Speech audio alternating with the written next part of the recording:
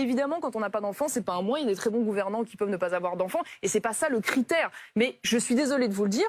Moi, mon regard a changé, ma façon de faire la politique, et même à certains égards, ma légitimité vis-à-vis des problématiques des parents n'est pas la même à partir du moment où j'ai eu des enfants, alors que je n'en avais pas quand j'étais élue à 22 ans. Si Je vois pas pourquoi c'est un délire et un scandale de dire ça. Non, mais si on va un peu plus loin, quand on relit encore une fois ses propos, quand il dit « je suis assez gêné de voir tous nos politiciens ne pas avoir d'enfants », est-ce que le sous-entendu, ça n'est pas un éloge de la famille traditionnelle et donc du couple hétérosexuel?